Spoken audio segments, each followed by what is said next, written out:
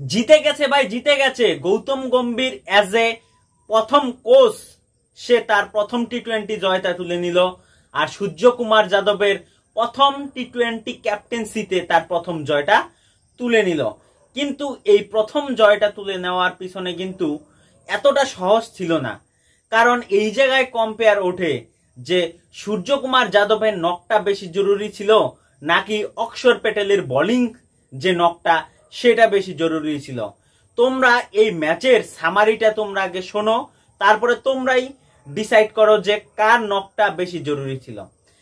কারণ এই ম্যাচের মধ্যে শ্রীলঙ্কা ভারতকে প্রথম ব্যাটিং এর নিয়তা দেয়।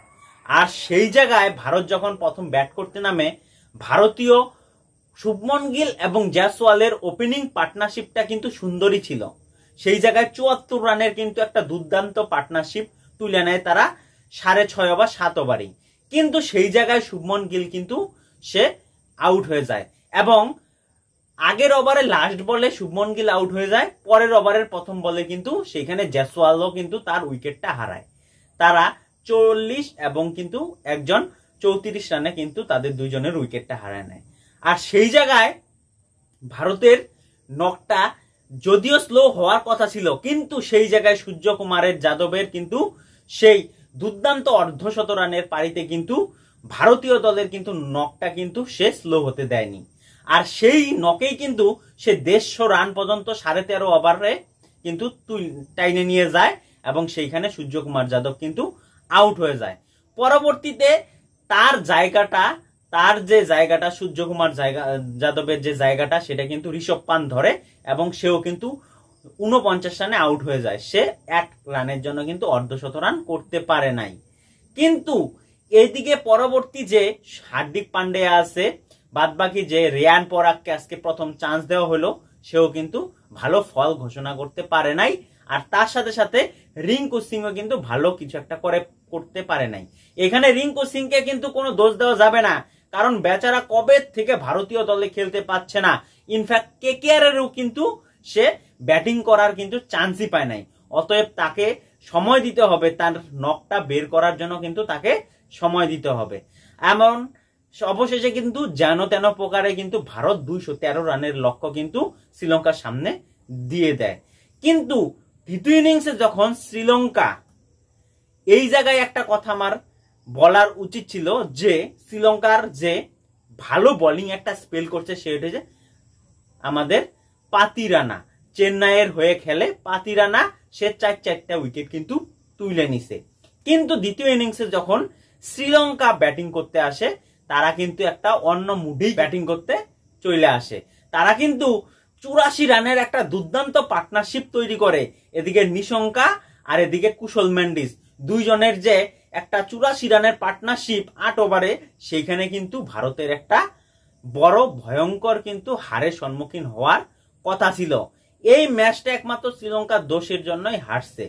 যদিও পরবর্তীকালে নিশঙ্কা আর কুশল পেরেরা কিন্তু সেটাকে টাইনে নিয়ে যায়।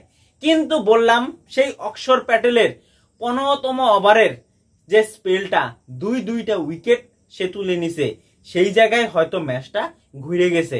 কারণ তখন শ্রীলঙ্কা দলের স্কোর ছিল 149 রান আর মাত্র 15 ওভার হয়েছে। 5 ওভারে তাদের দরকার ছিল 64 রান, শুধু 64 রান, হাতে 60টা উইকেট। সেই জায়গায় কিন্তু ইনফর্ম ব্যাটার প্রথম নিশাঙ্কা যে 79 রানে কইরা আছে এবং তার সাথে সাথে কুশল পেরেরা সেও কিন্তু 20 রানে খুব কম বলের একটা স্পেল খেলে আছে।